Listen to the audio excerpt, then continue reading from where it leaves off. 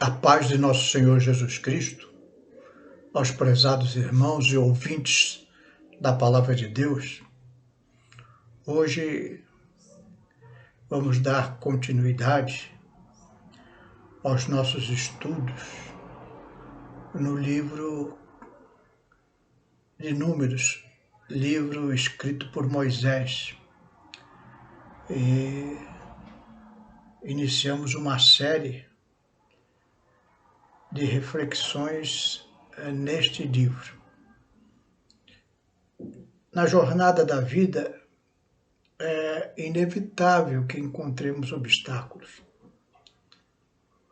Nós saltamos alguns, nos desviamos de outros, tropeçamos em muitos. Alguns de nós caem e, infelizmente, não levantam mais. Mas outros levantam e dão saltos maiores ainda. Para mim, o livro de Números é isso. É uma parábola da jornada da vida. Nesta jornada no deserto, o povo de Israel passou por inúmeros obstáculos. E Deus os ensinou a dar saltos maiores ainda. Vamos aprender com Deus, analisando os obstáculos colocados no deserto e o que Ele queria ensinar com cada um deles. A segunda lição nos mostra que muitas vezes no deserto nós precisamos deixar de nos fazer de vítimas. Quero ler o texto que está lá em Números 11, versos 4 a 6. E o vulgo que estava no meio deles veio a ter grande desejo, pelo que os filhos de Israel tornaram a chorar e disseram: quem nos dará carne a comer? Lembramo-nos dos peixes que no Egito comíamos de graça, e dos pepinos, e dos melões, e dos porróis, e das cebolas, e dos alhos. Mas agora nossa alma se seca, coisa nenhuma há senão este maná diante dos olhos. Vamos orar. Senhor meu Deus, peço da tua graça sobre esta porção da Escritura que nós vamos meditar agora, Senhor, para que nós possamos entender a lição que tu traz nesta passagem, Senhor, para a nossa vida espiritual. E isso te pedimos em nome de Jesus. Amém. Nós já vimos que o povo de Israel, no primeiro dia do segundo mês do segundo ano que estava no deserto, esse primeiro ano, em um mês, o povo de Israel passou acampado ali, aos pés do Monte Horebe, e agora eles saíram em marcha para a terra de Canaã, a terra que Deus prometeu a Abraão. E eles, a princípio, ficaram muito preocupados. O que nós vamos comer aqui nesse deserto? E Deus mandou o maná. O maná, como orvalho, ele caía à noite. E o povo de Israel, de manhãzinha, ele recolhia aqueles grãos de maná e confeccionava o pão e outros alimentos. Aquele maná era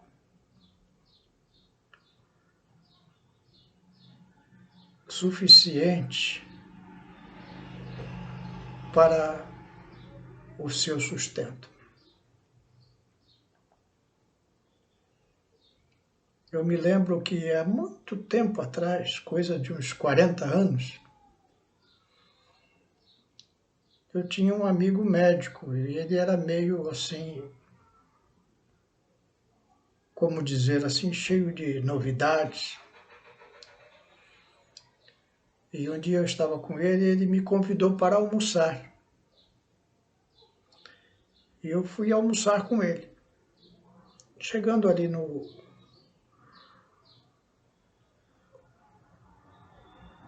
restaurante, no balcão,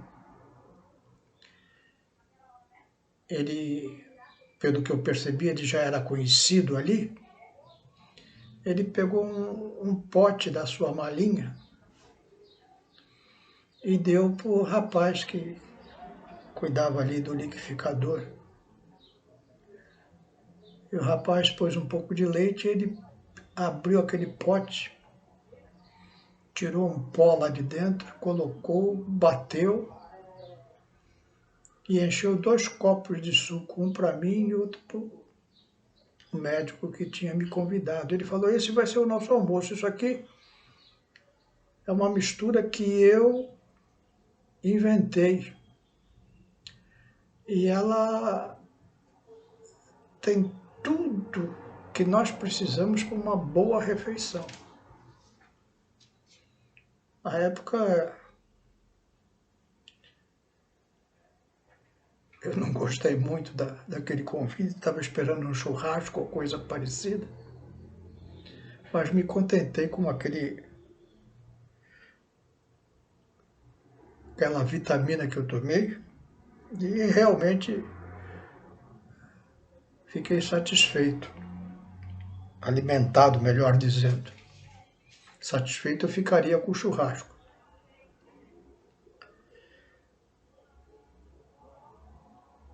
O maná era isso.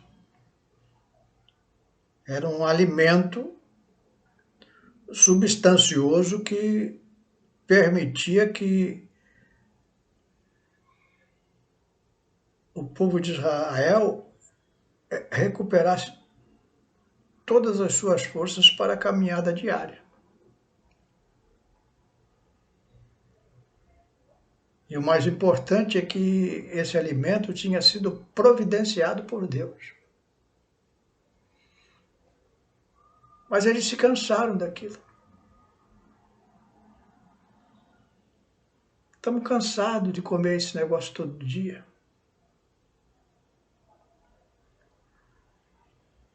E lembraram lá do tempo do Egito. Quem nos dera comer uma carne, um peixe. E aí, mentira, no Egito comíamos de graça. É mentira, porque eles eram escravos lá. Eles tinham que trabalhar muito por aquela comida. E aí falaram dos pepinos, dos melões, das cebolas, como se a vida no Egito fosse muito boa. E agora se queixavam eles, não há senão este maná. Eu quero meditar nesta oportunidade sobre se fazer de vítima. Na jornada da vida, muitas vezes nós nos fazemos de vítima. E quando nós fazemos isso, nós sugamos a energia e a atenção dos outros.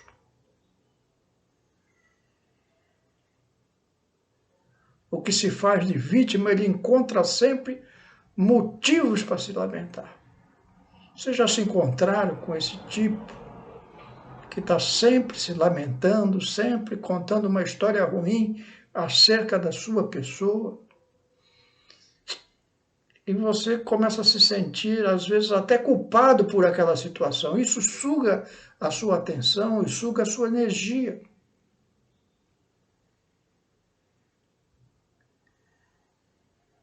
Eles estão sempre pedindo tudo do que precisam.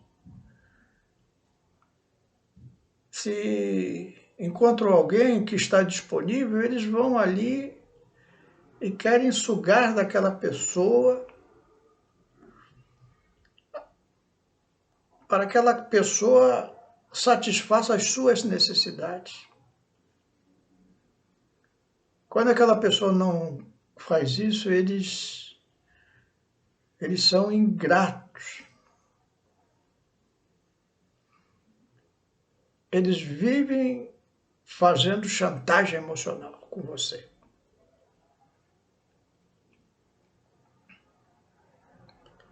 Sugando a sua energia, colocando sobre você a responsabilidade que deveria ser deles. Eles estavam ali, sugando a energia de Moisés e se queixando contra Deus. Deus era o culpado daquela situação. Os que se vitimizam, eles sempre vão encontrar alguém culpado. Seus pais foram culpados, a sua irmã foi culpada, o seu irmão foi culpado, o seu tio foi culpado, o governo é culpado. Nunca é ele, sempre é os outros.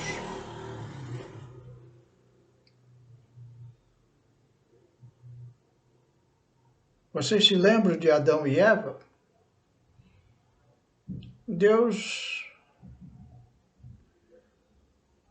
ao visitar Adão no jardim, Adão se escondeu. E Deus pergunta, por que você se escondeu, Adão? Ele falou, porque eu estava nu. E quem te disse, perguntou Deus, que tu estavas nu?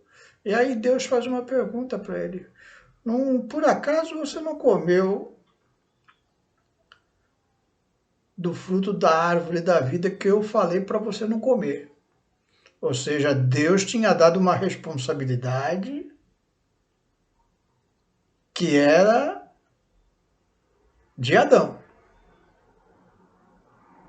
E aí eu volto para essa passagem aqui no deserto, quando o povo saiu do Egito com Moisés, eles seguiram Moisés não por força nem por violência, seguiram Moisés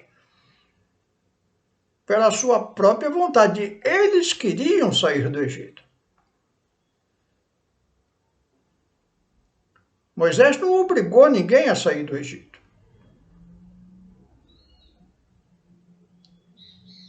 Portanto, a responsabilidade da saída do Egito não era de Moisés, era deles.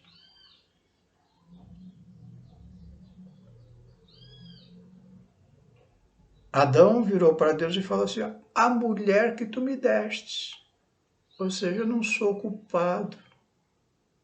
Culpado foi tu que me deste esta mulher, que me aconselhou errado. Vocês percebem como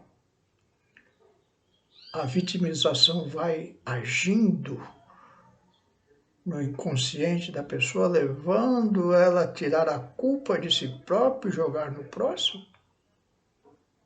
Foi o que fez Eva também. Eva falou, mas a serpente, não foi ela, foi a serpente que a enganou. Realmente.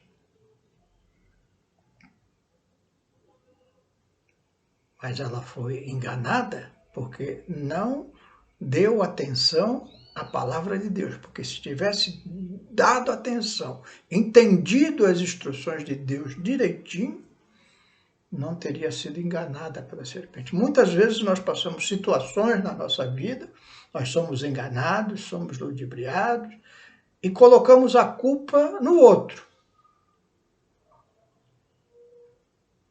Nos esquecemos que nós temos responsabilidade quanto a isso. No deserto, Deus quer que aprendamos a exercer com fé controle sobre as nossas dificuldades, assumindo as nossas responsabilidades. Nós estamos no controle e com fé nós enfrentamos as nossas dificuldades.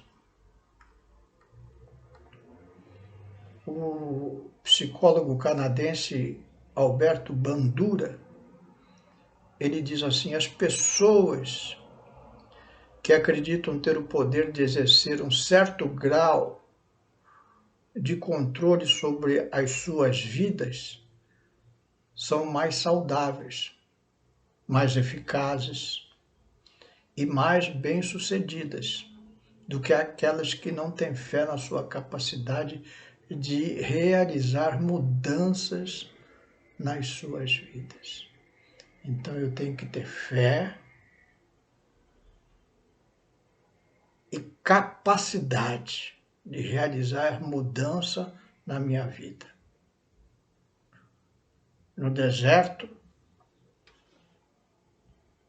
primeiramente, nós devemos deixar de nos vitimizar. Se você se faz de vítima, tem se feito de vítima, escute isso. Nesta vida, devemos deixar de nos vitimizar. O apóstolo Paulo, ele fala lá em 1 Coríntios 13, 11. Quando eu era menino, falava como menino, sentia como menino, discorria como menino, mas logo que cheguei a ser homem, acabei com as coisas de menino. Agora eu não ajo mais como uma criança na fé. Eu ajo como alguém que entende que nessa jornada da vida eu vou encontrar muitos obstáculos. As coisas nem sempre vão ser como eu gostaria que fossem. Mas ao me deparar com os obstáculos, ao me deparar com as dificuldades, eu não pego esses obstáculos, essas dificuldades e jogo nas costas do meu próximo, culpando ou achando culpado alguém pela minha situação. Não. Agora eu não sou mais menino na fé. Eu pego essa responsabilidade e enfrento a dificuldade com fé, sabendo que Deus pode me capacitar para mudar a situação, ou mesmo pela sua ação direta, pelo seu poder e pela sua graça, mudar a situação. Alguém escreveu: você é jovem só por um período, mas imaturo você pode ser a vida toda. Quantas pessoas nós conhecemos que já são velhas, mas se portam como adolescentes, pessoas imaturas, que não assumem a responsabilidade da sua própria vida, se fazendo de vítima e sugando a energia daqueles que estão à sua volta. Não faça isso. Comece a assumir a responsabilidade da sua vida. E como você faz isso? No deserto, uma segunda coisa que eu quero ver com os irmãos e prezados ouvintes é que no deserto nós devemos mudar a nossa antiga maneira de pensar. Aqueles homens que vieram da escravidão do Egito, eles estavam com a mente de escravos. Eu li num dos livros do Augusto Cury, ele dizendo: o homem tira o homem da favela, mas Jesus tira a favela de dentro do homem. Essa vitimização está dentro de uma alma escrava, que precisa ser tirada pela graça de nosso Senhor Jesus Cristo. O apóstolo Paulo fala lá em Romanos 12:2: e não sede conformados com este mundo, ou seja, da sua antiga maneira de viver. Você veio lá da escravidão do pecado, como o povo hebreu veio lá da escravidão do Egito, uma cabeça de escravo, uma mente de escravo. E Paulo continua: mas sede transformados pela renovação do vosso entendimento. Ou seja, olha, vocês, o apóstolo Paulo está falando, olha, não é assim, Deus me muda. Não, eu vou mudar.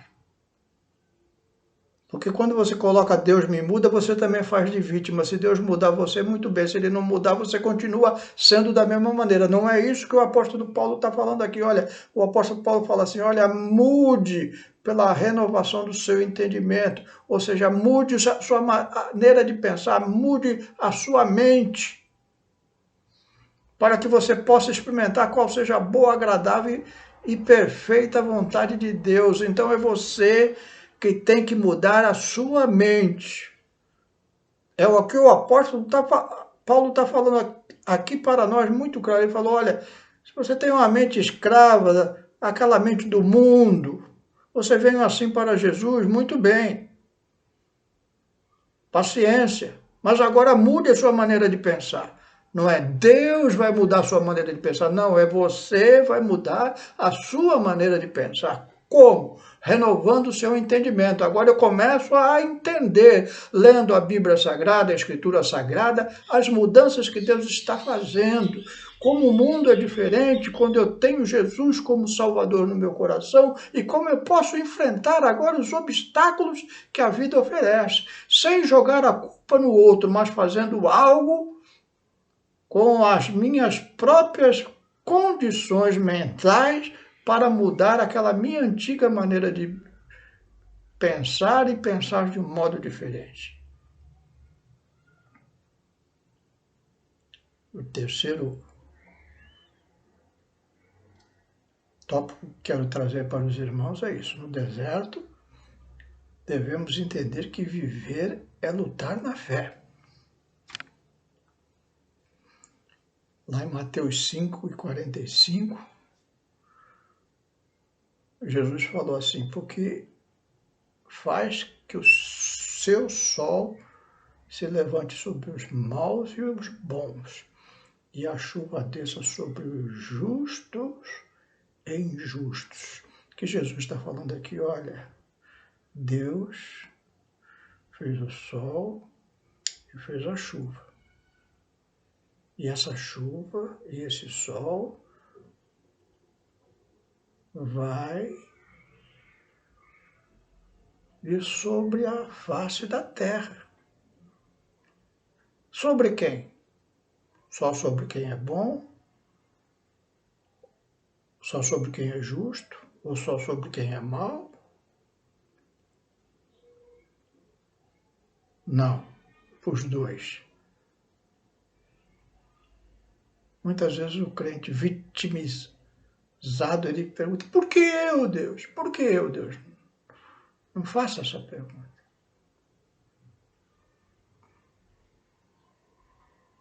Volte ao apóstolo Paulo em Romanos 12:2.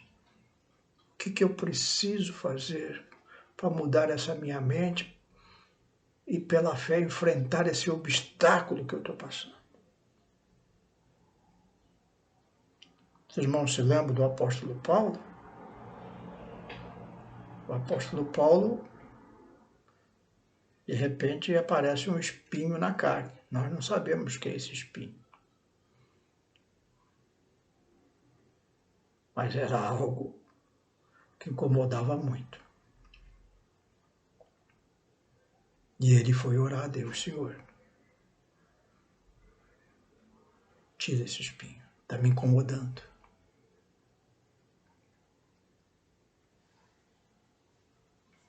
Não aconteceu nada. Não veio a resposta de Deus. Orou a segunda vez. Não aguento mais esse espinho.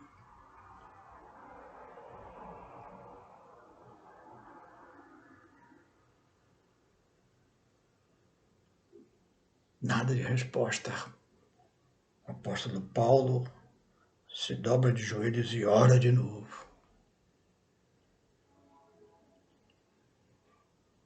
Mas o apóstolo Paulo, ele não é menino na fé, ele já é um homem maduro na fé.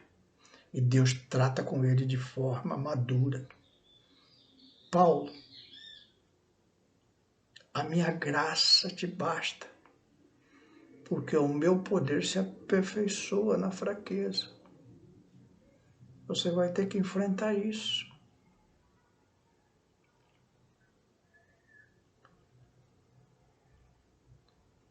Ali está um homem maduro. É isso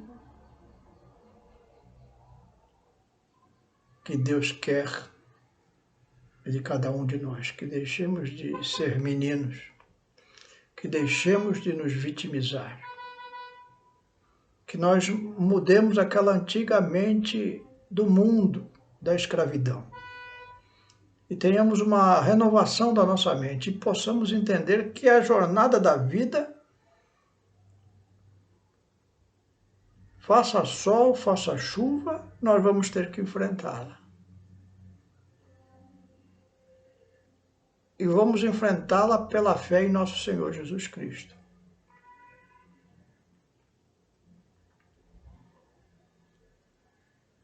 Para nós concluirmos, eu quero só fazer uma observação. Não é que não existam vítimas neste mundo. Há pessoas que sofrem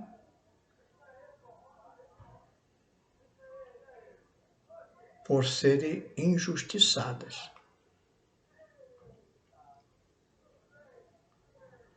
Salmo 10, o versículo 14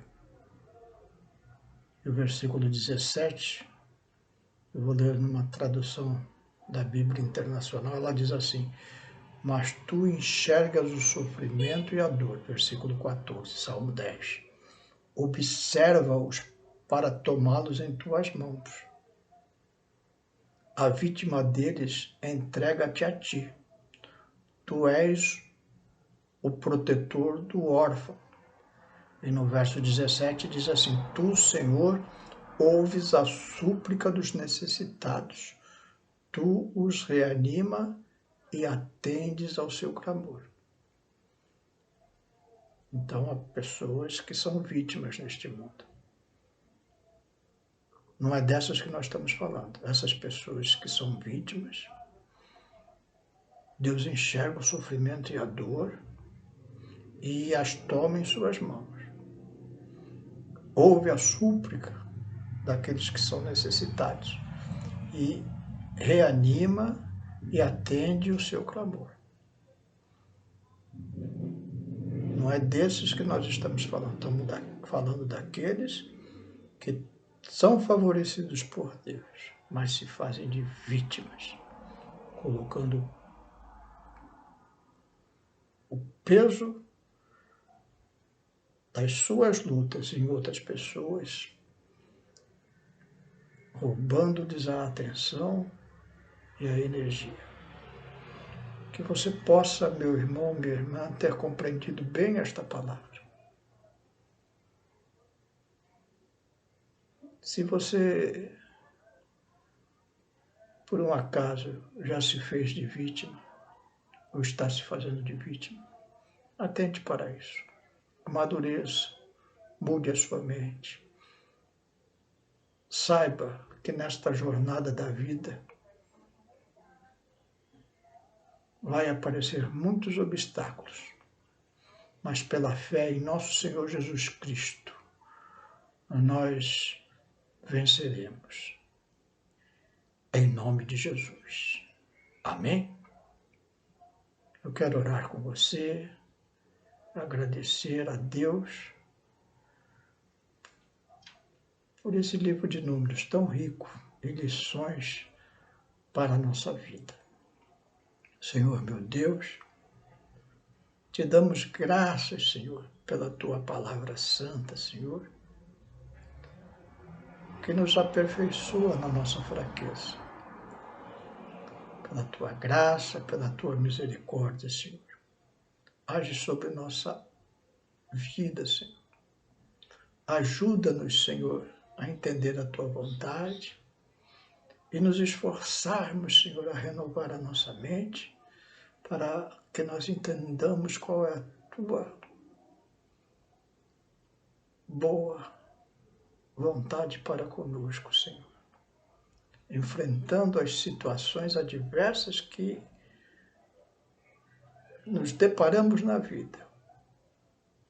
Com força, com coragem, com alegria. Nunca jogando nos outros a culpa da nossa sorte, mas confiando em Ti, porque a Tua graça nos basta. Amém. É o que te pedimos e te agradecemos em nome de Jesus. Amém e amém e amém.